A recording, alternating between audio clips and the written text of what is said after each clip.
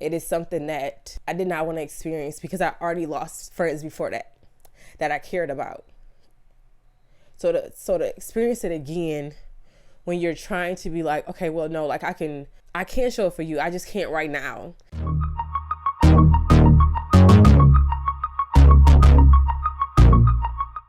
What's up, y'all? Welcome back for another episode of Succeeding in Singleness. My name is Janae, and I am your host for this podcast, okay? The whole goal for this podcast is to make sure that you succeed in your singleness. Why? Because I'm not giving you any other choice, okay? You are going to succeed, okay? And what does that look like? I mean, whether that's financially, okay, spiritually, physically, whatever it is, we're going to talk about it and really dive in. But this particular topic is about when you lose a friendship, when you are the one that may have caused the split in between your friendships.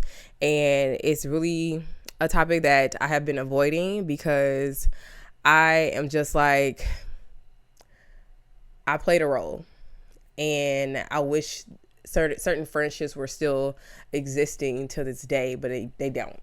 They just don't. So I had friendships when I was younger, and then over time I realized that different seasons of life where you have new friends. Some friends may stay, some friends may go. So you have kids, high school, you got college, and then I'm like, wait, adulthood friendships? What's that? I didn't even think that was a thing. I thought I was gonna have my friends since childhood, and we're gonna go ride it out. We're gonna ride it all the way through. Look, get engaged, married, kids. And that's not what that didn't happen. Okay. And so I realized that okay, now we're in the season of adulthood friendships, and this may look different for me. And so I ended up being able to really join with some beautiful women over the years, and honestly, don't matter what their status was. Like, if it was meant to be to have this relationship, this friendship at the time, then so be it. Yeah, essentially I lost 3 friendships that I was not trying to lose, and it really sucks because all of those ladies were great. All those ladies had something, but I knew I was growing, and I needed somebody to be able to go along with this. And not to say they have to match what I'm doing. I'm just saying to be able to grow with. Now, I realized that as I grow, a lot of people are not able to come along the journey.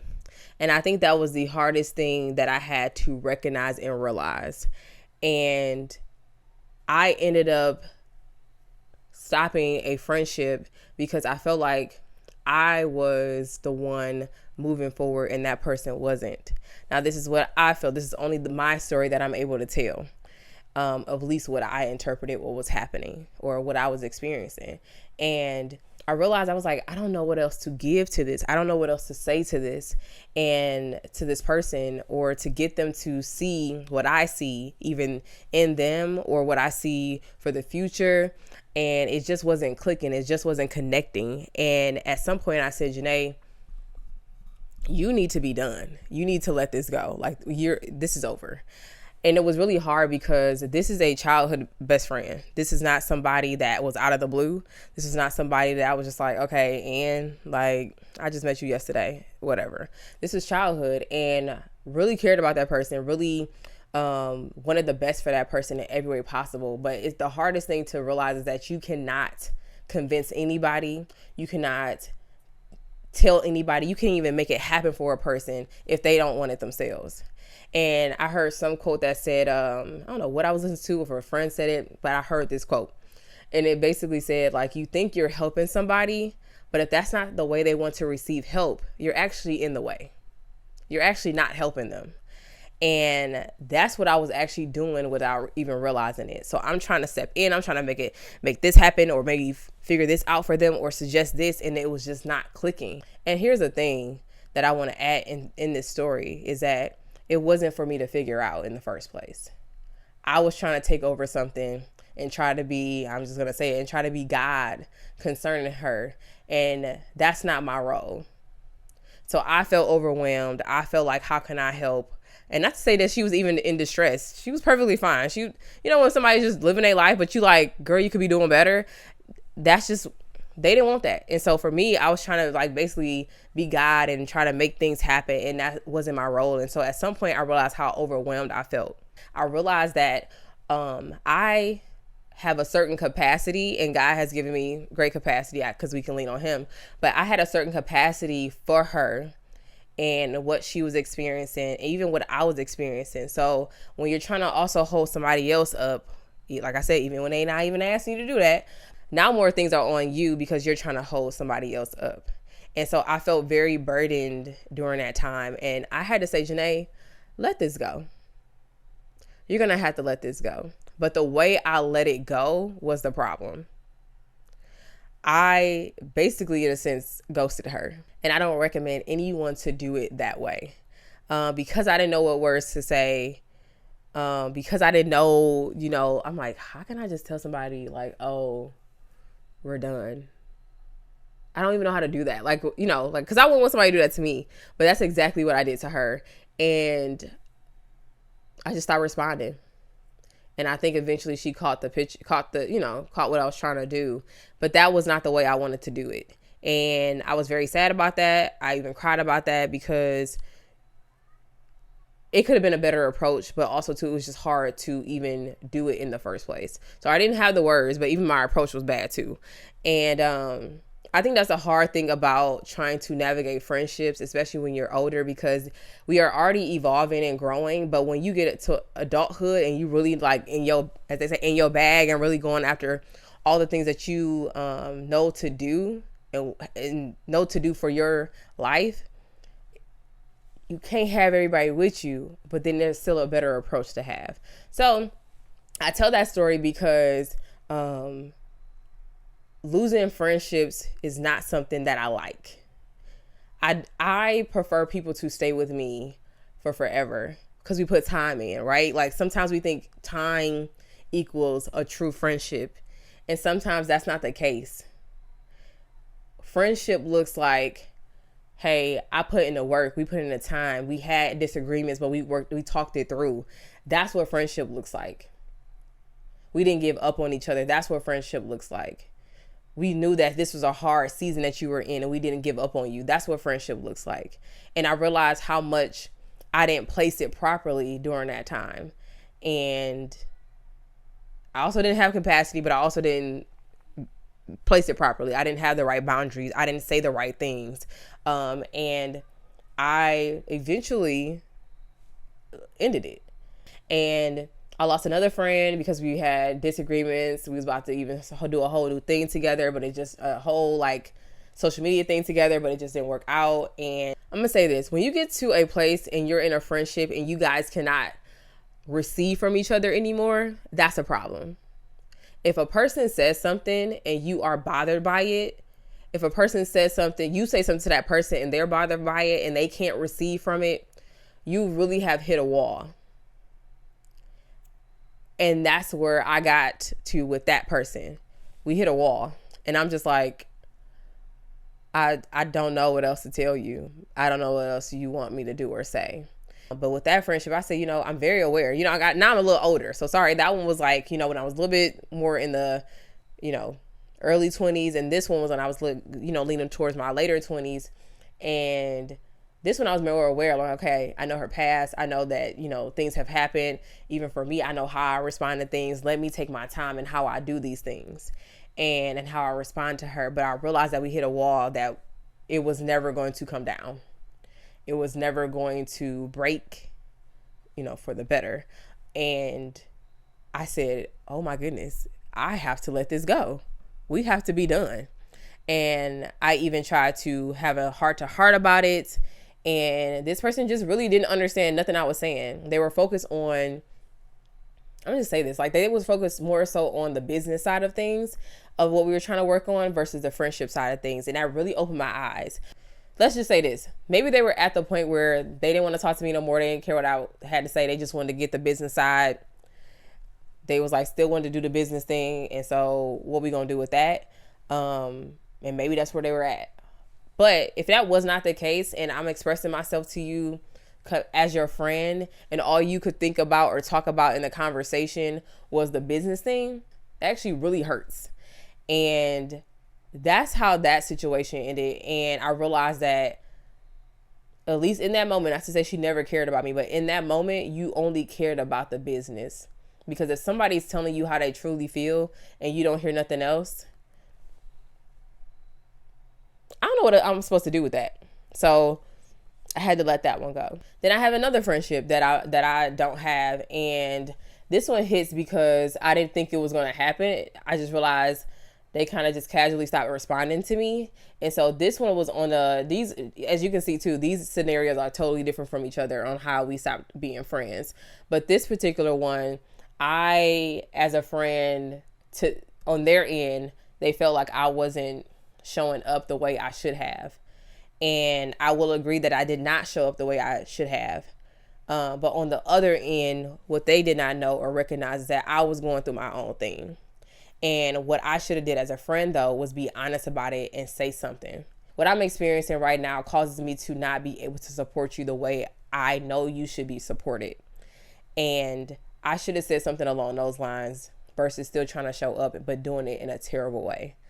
And this one hits because I actually really care about her and I hope the best for her, but I have not heard from her. And it is something that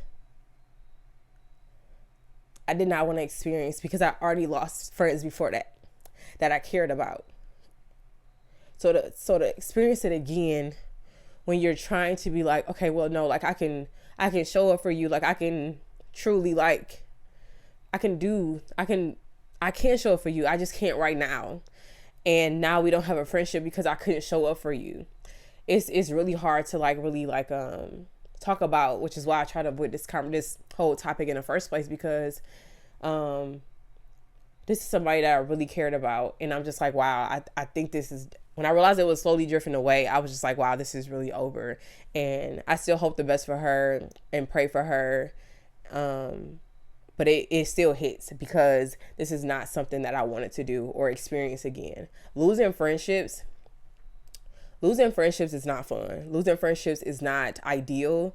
It is actually very overwhelming to feel. It is a reset that you have to have, because now you have dang, what did I do this time? Or what could I have done better?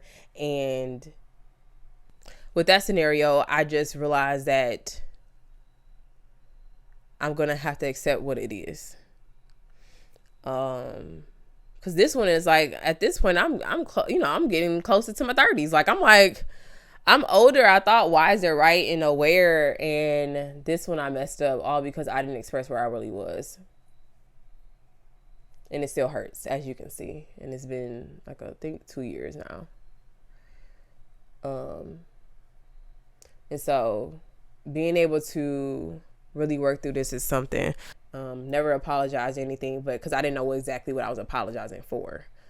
Because at some point I had already apologized and I thought I was doing the right thing at this point, but I guess I still wasn't enough for that person. That one was hard because I really thought I was showing up the way I could. But my advice to y'all, if you have experienced that or currently in something that's a little rocky, be honest about where you are so that your friend is not thinking that you are not showing up for them.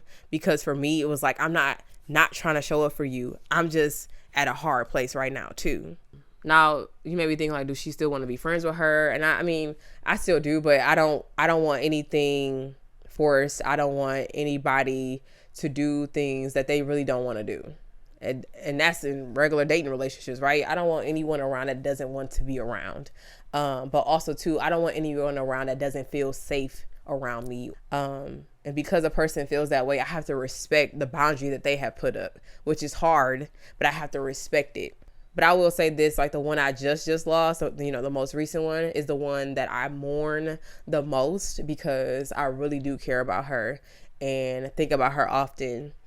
But stuff like this happens in life. So I share this because sometimes we play a role in why our adult friendships don't work, or why our situations look the way they look. You may be going through the same thing right now of how did I miss this? How did I mess up in this? How are we not friends anymore? And I will encourage you and say this, is that in life, we experience things. Your friend is going to experience things.